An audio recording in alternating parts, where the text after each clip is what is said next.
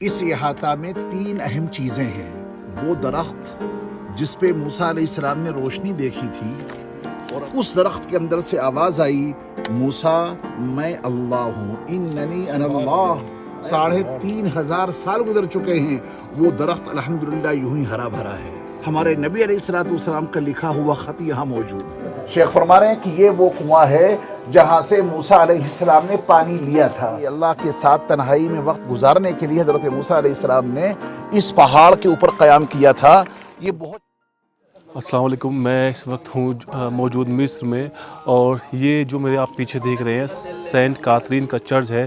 اس کے اندر مسجد بھی ہے۔ علاقے کے رہنے والے لوگ تھے، وہ نبی کریم صلی اللہ علیہ وسلم کے پاس پہنچے اور انہوں نے کہا کہ آپ ہمارے لیے خط لکھ دیجئے کہ جس سے ہماری حفاظت ہو سکے۔ اللہ کے نبی صلی اللہ علیہ وسلم کا ہاتھ کا لکھا ہوا خط یہاں موجود ہے، اور ایک وہ درخت یہاں موجود ہے جس پہ موسیٰ علیہ السلام سے اللہ نے بات کی تھی، اور اس درخت سے روشنی آ رہی تھی جس کا ذکر قرآن میں ہے، اور وہ درخت بھی 3500 سالوں سے ایسے ہی ہے، وہ بھی آپ کو دکھائیں گے۔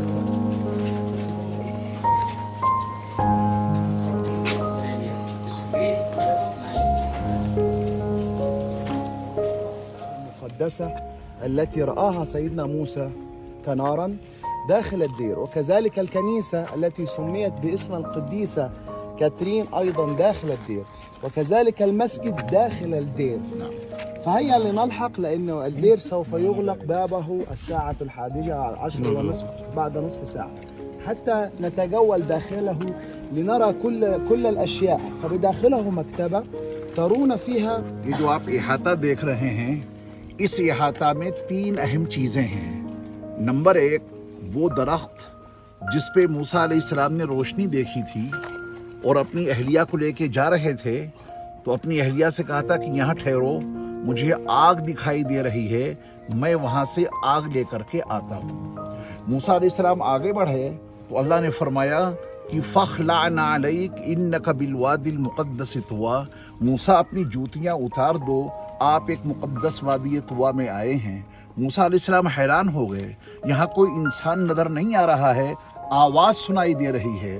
کچھ اور آگے بڑھے تو وہ درخت جس پہ اللہ رب العزت کا نور ہی نور تھا، روشنی چمک رہی تھی، اس درخت کے اندر سے آواز آئی، موسیٰ میں اللہ ہوں، اننی انا اللہ۔ اے موسیٰ میں اللہ بول رہا ہوں، میرے سوا کوئی معبود نہیں ہے، آپ میری عبادت کریں اور میرے یاد کے لیے آپ نماز کو قائم کریں۔ وہ درخت آپ دیکھیں گے 3500 سال گزر چکے ہیں، 3500 سال گزر چکے ہیں، وہ درخت الحمدللہ یوں ہی ہرا بھرا ہے۔ نمبر 2، اس کے اندر ایک مسجد ہے، وہ 1000 سال پہلے المعز لدین اللہ جو مملوک بادشاہوں میں سے ہوا ہے، وہ اس بادشاہ نے اس مسجد کو تعمیر کیا تھا۔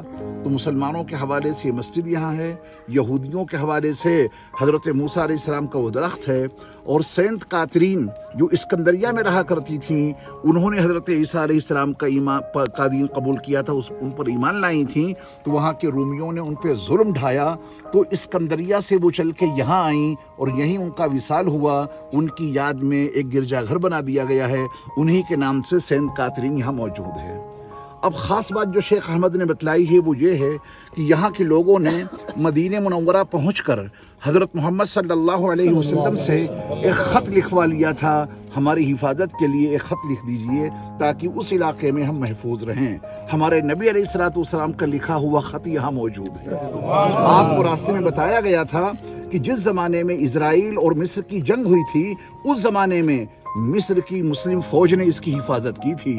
پوری دنیا میں مسلمانوں کا قبضہ ہو جائے گا، مگر مسلمان اس کے اوپر قبضہ نہیں کر سکتے، کیونکہ ہمارے نبی کا دیا ہوا عہد نامہ یہاں موجود ہے، وہ بھی دیکھیں گے انشاءاللہ۔ تو تینوں باتیں سمجھ میں آ گئی۔ تو اللہ تعالیٰ نے موسیٰ علیہ السلام سے کہا تھا کہ القیہا یا موسیٰ، اے موسیٰ اس لاٹھی کو پھینک دو، اور موسیٰ علیہ السلام نے اسی مقام پہ اس لاٹھی کو پھینکا تھا تو وہ لاٹھی سانپ بن گئی تھی۔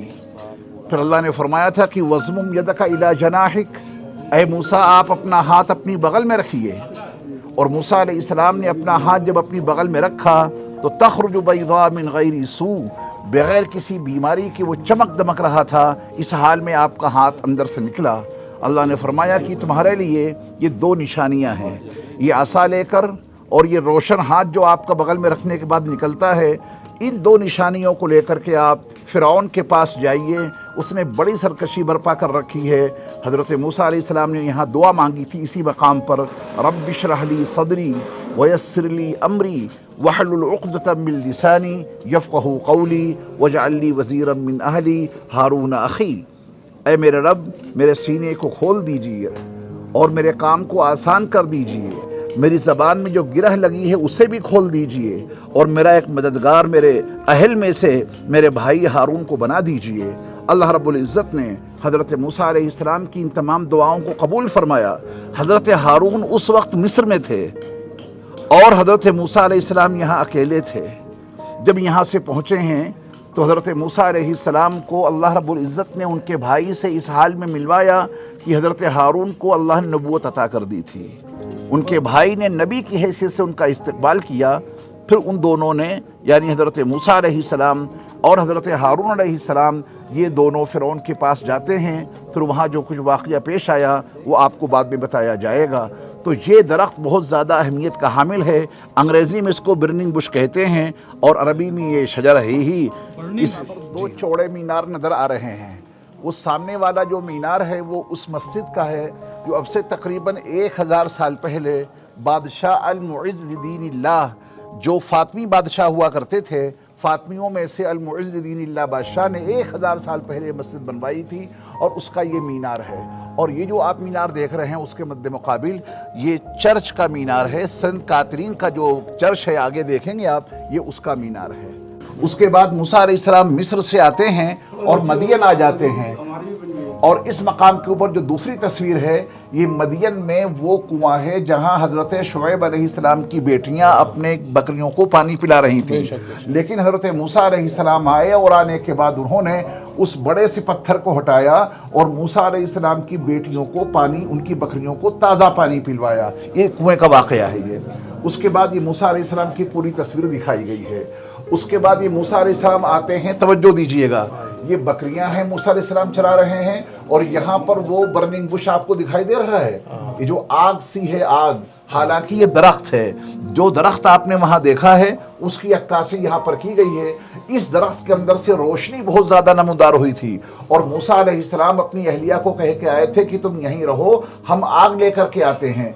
देखिए मूसा अलैहिस्सलाम चप्पलें उतार रहे हैं, यहाँ पर तस्वीर के जरिए समझाया है। अल्लाह की आवाज़ आई थी, फ़ख़्लाना अलैक इन्नका बिल वादिल मुक़द्दस तुवा। तो मूसा अलैहिस्सलाम ने अपनी चप्पलें यहाँ पे उतारी और आगे बढ़े तो यहाँ लेने आए थे आग, और अल्लाह ने क्या दे दी? नबूवत। आग लेने आए थे और अल्लाह रब्बुल इज़्ज़त ने आपको नबूवत से सरफराज किया। वो वाक़या जो मैंने आपको वहाँ सुनाया है, वो दरख्त वाला, वो इससे आप समझिए। फिर यहाँ पर मूसा अलैहिस्सलाम आ जाते हैं फ़िरौन के मद्दे मुकाबिल, ठीक है, मुकाबला होता है। ये पूरा तस्वीर के जरिए से। अब इसके बाद आप जरा कुआं देखिए, थोड़ा सा रास्ता दीजिए मुझे। باللغة العربية يا حبيبي نعم. النبي موسى هنا أتى من البير بالماء. शेख फरमा रहे हैं कि ये वो कुआं है जहाँ से मूसा अलैहिस्सलाम ने पानी लिया था। ये समझें कि दो कुएं अलग अलग हैं। एक वो कुआं है जहाँ हज़रत शुएब अलैहिस्सलाम की बेटियों की बकरियों को पानी पिलाया था, वो अलग है, वो तो मदियन में है। ये कुआं भी ऐसा है जहाँ से मूसा अलैहिस्सलाम ने पानी लिया था। आप यहाँ तशरीफ़ लाए थे, इसी दरख्त के पास नबी बन गए, तो यहाँ पर एक कुआं था। हज़रत मूसा अलैहिस्सलाम ने यहाँ से, इस कुएं से पानी हासिल किया था। इसकी नौइयत अलग है, उस कुएं की नौइयत अलग है।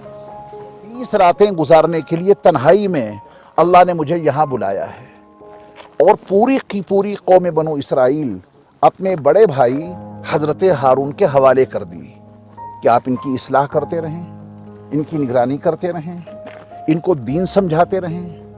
मूसा अलैहिस्सलाम हज़रत हारून के हवाले करके पूरी कौम बनो इसराइल उनको छोड़ के आप इस पहाड़ के ऊपर आ गए। कितनी रातों का वादा था? ववाअदना मूसा 30 लैला, हमने मूसा से 30 रातों का वादा किया। मूसा अलैहिस्सलाम यहाँ जब तशरीफ़ लाए और 30 रातें पूरी होने वाली ही थी कि अल्लाह की तरफ से हुक्म ये आया कि ये मूसा 10 रातें तुम्हें और मज़ीद गुजारनी है। 30 रातों का वादा वहाँ से करके आए। यहाँ 10 रातों का इजाफा अल्लाह ने और कर दिया।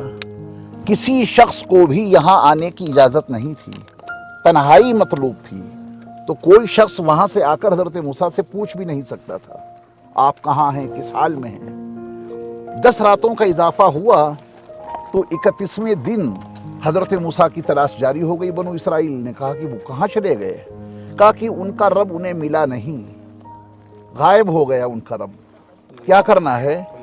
तो हज़रत मूसा अलैहिस्सलाम जब नहीं पहुँचे वक्त पर वहाँ, तो बनु इसराइल 3 तबकों में तकसीम हो गए। ये है सुनने की बात।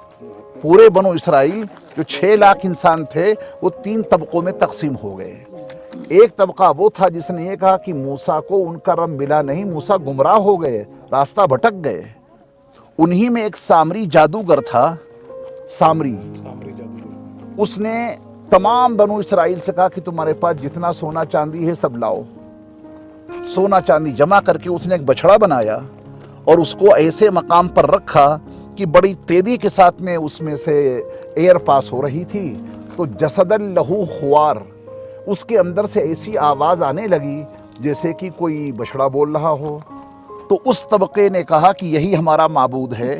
मूसा जिस माबूद की तलाश में गए हैं वो तो उनको मिला नहीं, यही हमारा माबूद है और हम इसी की पूजा करनी शुरू कर देंगे। बनु इसराइल के 3 तबकों में से एक तबके ने उस बछड़े को अपना माबूद मानकर उसकी पूजा शुरू कर दी। ये काफिर हो गया तबका। दूसरा तबका वो था जिसने ये कहा कि नहीं, मूसा अलैहिस्सलाम भटके नहीं हैं, अपने रब से मुलाकात के लिए गए हैं, वो ज़रूर हमारे पास वापस आएंगे और हिदायत लेके वापस आएंगे। और जो तीसरा तबका था उसने कहा कि न हम इधर की मानेंगे ना उधर की मानेंगे, मुज़ब्ज़बीन बैन ज़ालिक, न इधर के रहेंगे ना उधर के, जो होगा वक्त बताएगा। मूसा अलैहिस्सलाम आ जाएंगे तो उनके साथ हो जाएंगे और नहीं आएंगे तो इनके साथ हो जाएंगे। ये 3 तबके हो गए। मूसा अलैहिस्सलाम ने फिर जब 40 रातें यहाँ मुकम्मल कर ली तो अल्लाह रब्बुल इज़्ज़त ने पत्थर की तख्तियों पर लिखी हुई तौरात उनको अता की। अगर आप पूरी तौरात पढ़ना चाहते हैं तो कुरान मजीद में पूरी तौरात मौजूद है। 15वां पारा सूरे बनी इसराइल, रुकू नंबर 3 से मज़मून शुरू होता है, वक़दा रब्बुका अल्ला ताबुदू इल्ला इय्याह।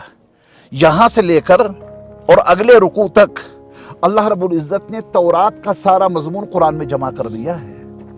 हज़रत मूसा अलैहिस्सलाम वो तख्तियाँ लेकर के आए और कौम बनु इसराइल को देखा कि उसका ये हाल हो गया है कि बछड़े को पूज रहे हैं।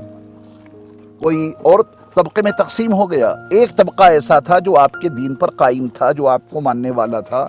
तो हज़रत मूसा अलैहिस्सलाम को गुस्सा आ गया। वो तख्तियाँ आपने एक साइड में रखी और अपने भाई हारून की दाढ़ी पकड़ ली मारे गुस्से के कि मेरी अदम मौजूदगी में ये सब कुछ क्या करा डाला। तो हज़रत हारून ने कहा कि ये इतने बिगड़े हुए लोग हैं, अगर इनको मैं ज़्यादा समझाने की कोशिश करता तो मेरे भाई ये मुझे मार डालते। तो फिर अल्लाह रब्बुल इज़्ज़त की तरफ से हुक्म ये आया कि जिन लोगों ने बछड़े को अपना माबूद माना है वो सब खुद को कत्ल कर लें। फ़क़्तुलू अनफुसकुम, मार डालो अपने आप को, तुम्हें जिंदा रहने का कोई हक़ ही नहीं है। तो अल्लाह रब्बुल इज़्ज़त से मुलाकात के लिए, अल्लाह के साथ तन्हाई में वक्त गुजारने के लिए हज़रत मूसा अलैहिस्सलाम ने इस पहाड़ के ऊपर क़याम किया था। ये बहुत छोटा सा कुब्बा आपको नज़र आ रहा है, अच्छा खासा बड़ा कमरा है। ये कमरा बाद में बना दिया यहूदियों ने। हज़रत मूसा अलैहिस्सलाम ने तो खुले आसमान के नीचे पहाड़ के ऊपर 40 रातें गुजारी थी, लेकिन आपकी याद में वहाँ एक कमरा बना दिया गया है। हज़रत मूसा अलैहिस्सलाम ने यहाँ पर 40 रातें गुजारी थी।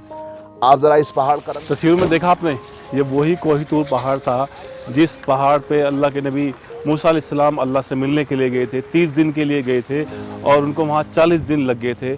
और उसके बाद में 40 दिन में जो उनकी कौम थी, 6 लाख लोग थे, वो उसमें कुछ लोग उन्होंने अपना ईमान बदल लिया था। और उसमें एक जादूगर था जिसका नाम सामरी था, उसने कुछ लोग इकट्ठा किया और सोने चांदी इकट्ठा की। उसने एक बुत बनाया था, एक बछड़ा बनाया था जिसका जिक्र कुरान में भी है, और कुछ लोग उसकी पूजा करने लगे थे। उसके मूसा अलैहिस्सलाम के भाई हारून अलैहिस्सलाम जो भी वहाँ उस वक्त मौजूद थे जब अल्लाह के नबी मूसा अलैहिस्सलाम 30 दिन के लिए उस पहाड़ पर गए थे। और उसके बाद में उनको वहाँ 40 दिन लग गए थे। उन 10 दिनों में उनकी जो कौम थी, कुछ आदमी थे, लाखों आदमी, वो उन्होंने अपना ईमान बदल लिया था। और मैं आपको ले चलता हूँ उसी बछड़े पर जो उस वक्त के जादूगर सामरी ने बनाया था। चलिए मेरे साथ कंटिन्यू मिस्र के सफ़र पर شکریہ.